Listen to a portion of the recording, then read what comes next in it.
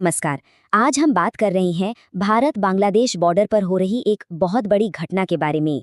एक ऐसा मानवीय संकट जो एक सरकारी प्रक्रिया की वजह से खड़ा हो गया है। तो चलिए समझते हैं कि आखिर ये पूरा मामला है क्या। ये शब्द हैं रबीउल शेख के। सोचिए, कोई 20 साल तक भारत में रहे और फिर उसे लौटना पड़े। उनकी कहानी इस पूरे मामले के इंसानी पहलू को बिल्कुल हमारे सामने लाके रख देती है। तो सबसे बड़ा सवाल यही है कि आखिर ऐसा क्या हो गया कि हजारों लोग जो सालों से यहीं रह रहे थे अचानक अपना सब कुछ छोड़कर जाने को मजबूर हो गए। इसका जवाब छिपा है एक सरकारी प्रोसेस में। तो सबसे पहले चलिए सीधे बॉर्डर पर चलते हैं और देखते हैं कि वहां जमीनी हकीकत क्या है, हो क्या रहा है आखिर। अगर आप हकीमपुर बॉर्डर पर जाएं तो आपको एक अजीब सा मंजर देखने को मिलेगा। पूरे के पूरे परिवार अपना छोटा मोटा जो भी सामान है उसे समेटे हुए इंतजार कर रहे हैं। किस बात का?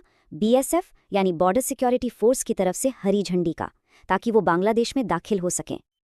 और देखिए, ये कोई भगदड़ या अचानक हुआ पलायन नहीं है। इसका एक पूरा प्रॉपर प्रोसेस है। सबसे पहले परिवार बॉर्डर पर आते हैं, इंतजार करते हैं। फिर बीएसएफ उनसे जो भी कागजात उनके पास हैं वो ले लेती है। इन डॉक्यूमेंट्स को फिर बांग्लादेश बॉर्डर गार्ड्स के पास भेजा जाता है वेरिफिकेशन के लिए। और जब वहां से कंफर्मेशन आ जाता है तब जाकर बीएसएफ इन लोगों को बांग्लादेशी अथॉरिटीज को सौंप देती है। तो ये तो हुई बॉर्डर की बात। अब आते हैं सबसे अहम सवाल पर कि ये सब हो क्यों रहा है। इस पूरे पलायन की जड़ में है क्या? इसकी वजह है वोटर लिस्ट यानी मतदाता सूची में हो रहा एक खास तरह का बदलाव। इस पूरी प्रक्रिया का एक ऑफिशियल नाम है स्पेशल इंटेंसिव रिवीजन, शॉर्ट में कहें तो SIR, सिर।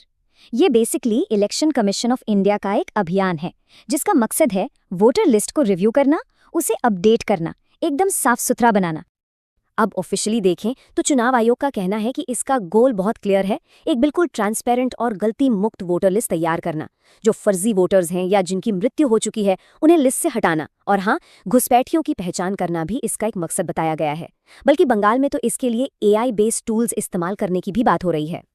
तो ये तो हो गई ऑफिशियल बात, सरकारी प्रक्रिया। लेकिन इसका असर उन लोगों पर क्या पड़ रहा है जिनकी जिंदगियां इससे जुड़ी हैं?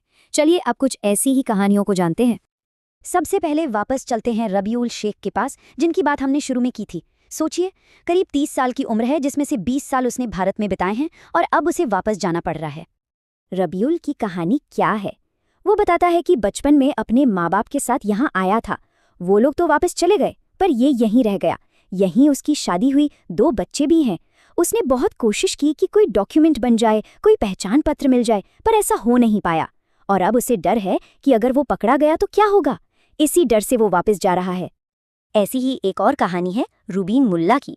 रुबीन को यहाँ आए हुए करीब 4-5 साल ही हुए हैं। वो बताता है कि वो काम के लिए आया था क्योंकि घर पर मतलब बांग्लादेश में कमाई उतनी अच्छी नहीं थी। लेकिन जैसे ही ये SIR वाली बात फैली उसे डर लगने लगा। उसके पास यहाँ का कोई भी ID प्रूफ नहीं है, कुछ भी नहीं। लोगों ने कहा चले जाओ नहीं तो जेल हो जाएगी। तो अब उसके पास वापस जाने के अलावा और कोई रास्ता ही नहीं बचा। अब एक और केस देखिए, राजा शेख का। राजा का वापस जाने का कोई प्लान नहीं था, लेकिन SIR की वजह से उसे मजबूरी में अपना ठिकाना छोड़ना पड़ रहा है। राजा पिछले 4 साल से भारत में था, अलग अलग शहरों में काम करता था। पर जैसे ही ये SIR की प्रक्रिया शुरू हुई उसके मकान मालिक ने उसे सीधे सीधे घर से निकाल दिया। बोला तुम सब अपने घर वापस जाओ। अब बेचारे के पास कोई और ऑप्शन ही नहीं है। तो एक तरफ तो ये इंसानी कहानियां हैं, ये डर है, और दूसरी तरफ जैसा कि अक्सर होता है इस पूरे मुद्दे पर अब जोरदार राजनीति भी शुरू हो गई है। और यहाँ पर पॉलिटिकल ब्लेम गेम पूरा चल रहा है। बीजेपी का तर्क क्या है? उनका कहना है कि राज्य सरकार मतलब तृणमूल कांग्रेस ने वोट बैंक की राजनीति के लिए इन घुसपैठियों को यहाँ बसने दिया, और अब ये साइडिस उसी सच्चाई को सामने ला रहा है। दूसरी तरफ तृणमूल कांग्रेस का पलटवार है। वो कहते हैं कि अच्छा, पहली बात तो ये कि क्या ये लोग वोटर लिस्ट में हैं भी, और दूसरी सबसे बड़ी बात, बॉर्डर की सुरक्षा तो BSF यानी केंद्र सरकार की जिम्मेदारी है। तो फिर ये लोग देश के अंदर आए कैसे? इसका जवाब बीजेपी को देना चाहिए। और ये मत सोचिए कि ये मामला सिर्फ बंगाल तक ही सीमित है। नहीं, बिल्कुल नहीं। इस SIR प्रोसेस का विरोध अब देश के दूसरे हिस्सों में भी होने लगा है। मिसाल के तौर पर केरल को देखिए। वहां की विधानसभा ने तो बाकायदा एक प्रस्ताव पास करके SCR को पोस्टपोन करने की मांग कर दी है। इतना ही नहीं, कांग्रेस पार्टी ने तो दिल्ली के रामलीला मैदान में इसके खिलाफ एक बहुत बड़ी रैली करने का ऐलान कर दिया है। कांग्रेस ने तो उन 12 राज्यों के नेताओं की मीटिंग भी बुलाई है जहां ये प्रोसेस चल रहा है। तो मतलब साफ है, ये अब एक नेशनल डिबेट बन चुका है। तो आखिर में हम एक बहुत बड़े सवाल के साथ रह जाते हैं। क्या ये जो हो रहा है वो चुनावी प्रक्रिया को साफ सुथरा बनाने के लिए एक जरूरी कदम है, या फिर इस प्रक्रिया के चलते अनजाने में ही सही एक बहुत बड़ा मानवीय संकट खड़ा हो रहा है, जहां लोग जो सालों से यहाँ रह रहे थे उनकी पूरी जिंदगी, उनकी दुनिया उजड़ रही है। सोचने वाली बात है।